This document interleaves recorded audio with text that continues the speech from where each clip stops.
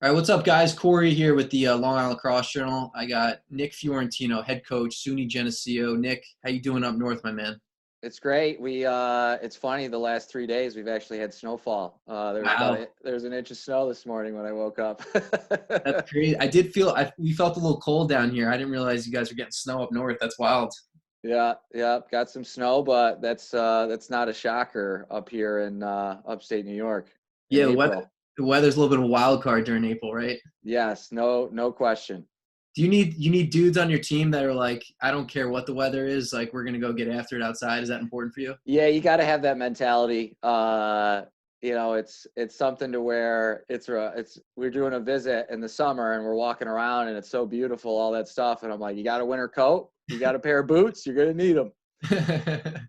That's true, man. It's like it's something people I don't think realize until they go up there and visit. But that's also why we always advise kids to cover ground and visit because the environment, the weather, all that stuff, it's a factor. So either way, let's talk a little bit about you and your coaching journey. What kind of led you to Geneseo? Talk about your playing career and then maybe postgraduate. What'd you do from there?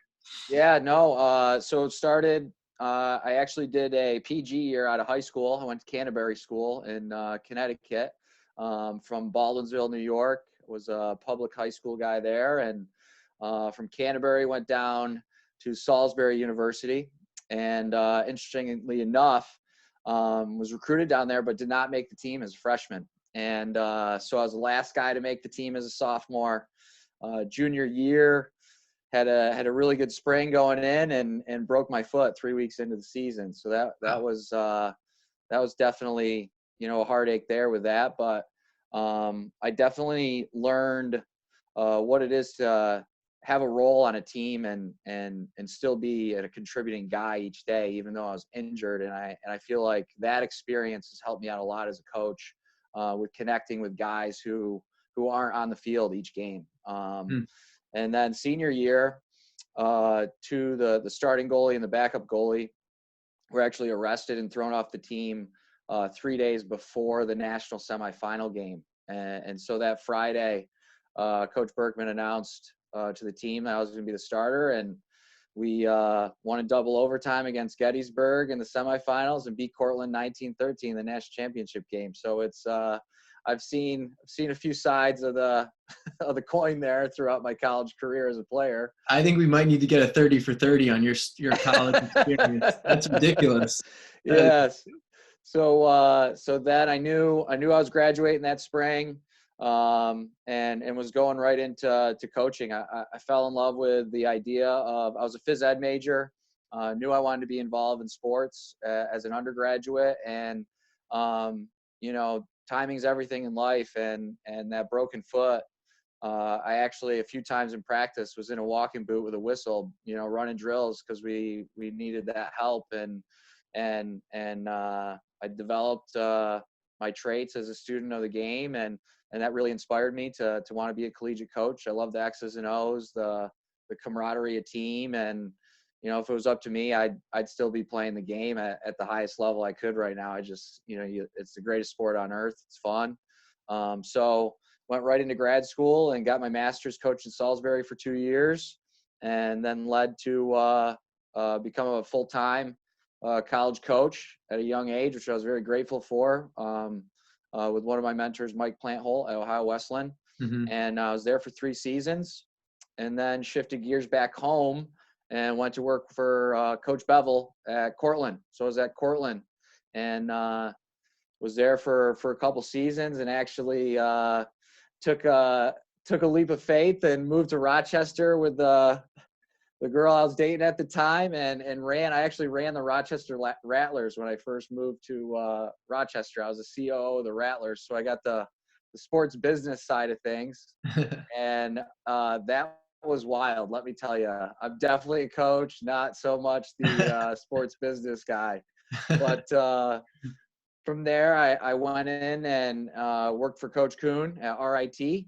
And while I was at RIT, was when I went through the interview process and earned the role of head coach at Geneseo, which I am super grateful for. It's an unbelievable place, not only for myself and my family, but just for any young person, get an education at Geneseo.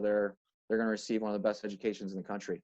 Yeah, not to mention the value. I mean, like, especially these days, we're going through tough times right now. You got parents and, unfortunately losing their jobs. And, they obviously want to give their kids maybe something that they had in a college education or something they didn't have. And, just the Suny system in general kind of like forwards that for players. And not to mention, it's not just an affordable option. It's a very valuable option. Kids that graduate, they get really good opportunities, which is what it's all about. So yeah, credit to your school and being a part of that, which is really cool.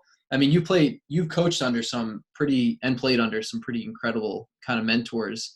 I'm sure learning different things along the way. What are some things that you kind of held on to that you've brought to Geneseo and said like, hey, I'm making sure that we do this because I know it's really gonna help our program.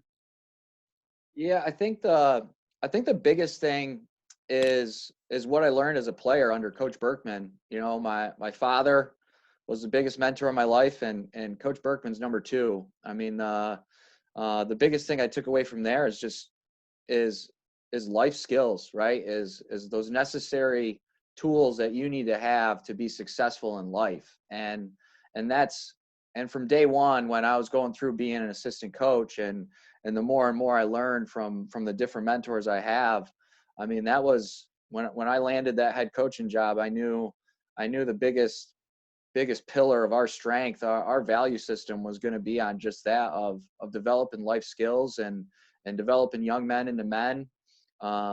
If it wasn't for Coach Berkman, I don't know if I'd be in this seat. I mean, it's a very important time in a young man's life, between the ages of 18 and 22.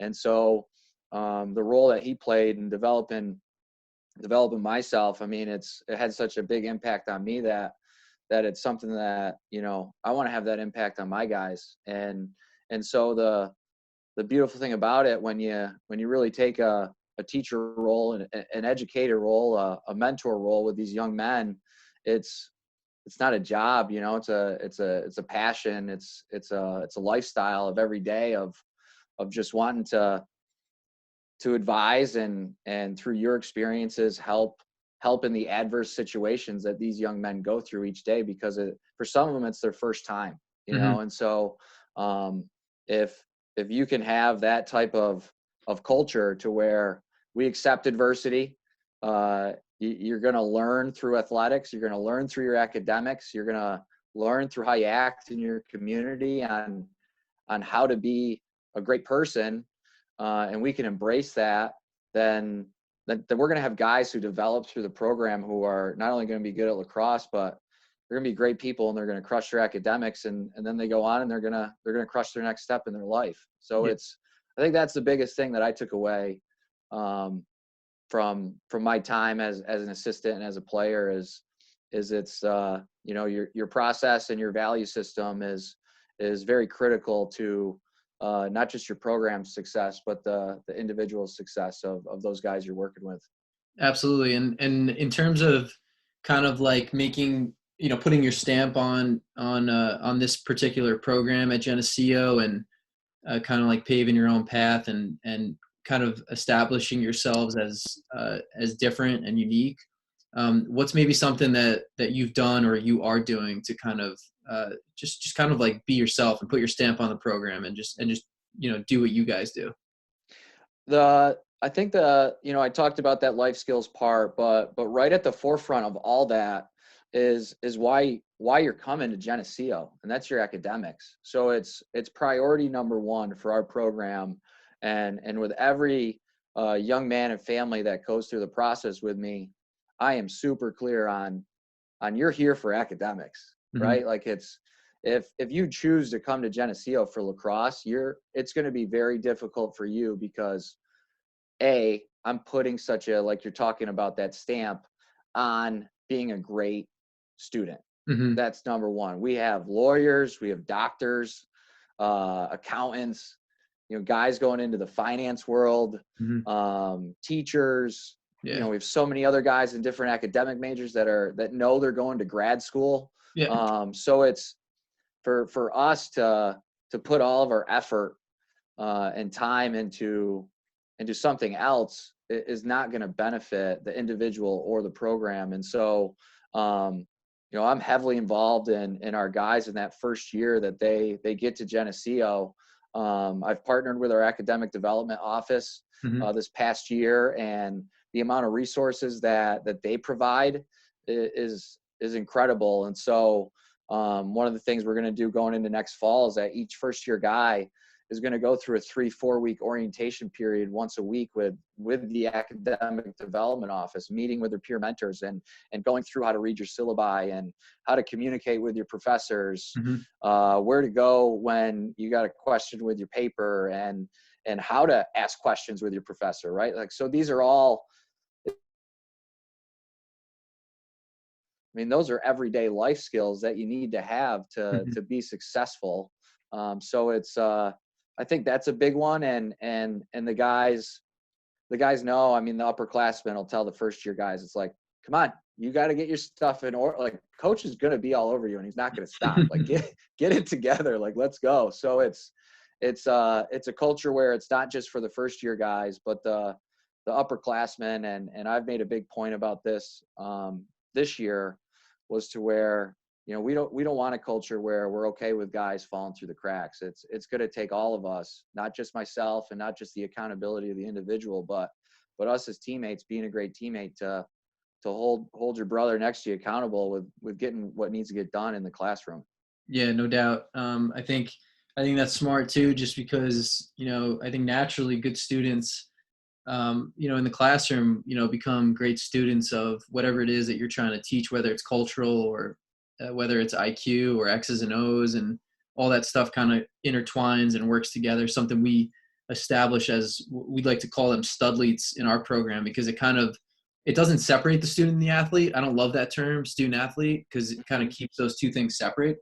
So we use studleet because you're kind of like intertwining the things, and you're kind of understanding that, like, being a good student, like it is part of becoming a great player. Like, you got to also be a student of so many different areas. So I think that's really cool that you guys have that same approach, and it's definitely in line with kind of how we feel and how a lot of kids feel on the island who play lacrosse and try to pursue, a high academic institution or college, or whatever it may be. So for you guys, like, where were you at when things kind of got canceled and halted in the season, and where in your opinion is the program going? Yeah, so it was wild. So we actually had a game that day when the NCAA announced that the spring championships were canceled, and I found out at halftime. And so I was trying to speak with my AD right there at halftime to get the the definite that, hey, the season's going to be canceled. It's like, I get it, the championships are canceled, and kind of had a feeling your season's going to be canceled if you can't play in the championships, right? Like, so. Right. So it was, I went back to the huddle and I told the guys, I'm like, look, this is a program that where everything's earned. Your playing time's earned, your spot on the roster's earned, and nothing's handed out. I go, but there's things that we can't control in life, and this is one of those situations, and we're going to rally the troops, and every senior is going to be playing the rest of this game because this could be their last. And let's saddle up, boys. Let's go finish out with a W with the brothers who we got, and let's go get this. And they got all jacked up, and we went out and finished the game and got the W. And then afterwards, trying to speak to I broke down. It was emotionally very difficult to speak to our guys after that game, from the seniors down to the first year guys. It was a special group this year. We took a big step with beating a very well coached Ithaca team, and that was, we're about, when the season ended, we're receiving votes for the top 20 now. I mean, it's Mm-hmm. we've gone leaps and bounds from when I got there in the spring of 2017, and it's you only get that way through hard work and dedication and sacrifice, and these young men are doing that, and to end it like that, knowing the amount of work they're putting in, and it was really tough. Mm-hmm. It was really tough, but it's, I can't predict the future, right? But I'm excited with where we're going. Yeah. No question. I'm excited. You know, two of the guys coming in, BB and Evan, I'm fired up about. You know, so we're a place where we're going to work our tails off as a coaching staff to identify, you know, highly skilled athletes. You know, you got to have that high intrinsic motivation with the rules in Division III lacrosse. You know, can't make you work in the off season. It's going to be up to you, and we want to get better each day, each week, each month, each semester, each season. So, you know, those characteristics are going to be big in a recruit, and then that second piece, I think that goes hand in hand is our culture when you arrive, right? And this took a few years to develop, but I truly believe we're there. Is our upperclassmen embrace and welcome our first year guys, and because of that, you're able to come into a culture where, you know, you get knocked down, and the upperclassmen's there to pick you back up and let you know that, hey, we compete here every single day. Nothing's guaranteed. And that's just how it is. We embrace competition, you know, and one of the things I always talk to each family, each young person, each young man is the goal is we want Geneseo to be the hardest place to play at in the country. And if we can have that, and you can withstand the level of competition that you go through in an off season into the spring, to being on the roster, to moving your way up the depth chart, you know, you're setting yourself up to be an All-American, to be a player of the year, and along the way win some championships, because, you know, we're playing a top 20 out of, you know, strength of schedule right now. I think this year we had 6 teams in the top 20 that we were playing. Obviously, unfortunately, we didn't get to go through with all those, 2 of which in the top 5. So it's a place where your dreams are going to be able to come true athletically. And that's what we talk about. We talk about dreaming big. The only way to, you know, to reach that highest potential you have is to keep, you know, seeing it, visualizing it, dreaming about it. And that's one of the things we keep preaching and working for, is to just keep getting better. You know, it's great to where we're at, but let's go farther. Let's see if we can, you know, let's work at it and be happy with that. Cool, man. Well, one way, you know, I love leaving these types of great conversations is just, you know, just maybe a piece of advice for a kid, whether he's, you know, like you mentioned, a senior might be coming to you, or, you know, going off to college and knows what he's doing, or maybe a junior who is still going through the recruiting process. You know, he's missing out on his junior year. It's a little stressful, or maybe a sophomore who's just getting into it. What's something you can offer up to them during these times, during this situation, that can kind of help them keep moving in the right direction, keep progressing, keep developing? Yeah, no, I think the biggest thing is you got to have a vision and a purpose, right? And alongside that, I think that goes hand to hand is you got to accept that there's adversity in your life. And I think that's a skill set and a value that you can have that a lot of people don't. And when you're able to accept that adversity and say, okay, this is a challenge, this is an obstacle, then now your next step is to reflect and put together an action plan. And now that action plan that you have, you can measure your success off that now. So now you can go work at it, and put in a ton of effort towards it, and do it with a great attitude. And at the end of the day, whether you succeeded in accomplishing whatever that goal is, or if you don't, you can still keep your chin up and hang your head up and say, hey, I just worked my tail off, and I did it with a great attitude. And at the end of the day, that's all you can ask for in this world, right? Like that's. Yeah. And there's always other challenges, right? Like you know, even if you don't maybe accomplish that one, it's like there'll be something else you can be better for and move on to that's next. Whatever it may be. It may not be on the lacrosse field. It might be after that. So I think that's a great attitude and great advice. So we really appreciate that. And Nick, we really appreciate your time, man. You know, great things happening up by you, and we're really happy for all your successes. No, I appreciate it. Great opportunity here to talk with you, Corey. And as always, I'll be back down on the island soon enough when this all clears up. All right, man. You're always welcome in Huntington. So you let us know. You got it.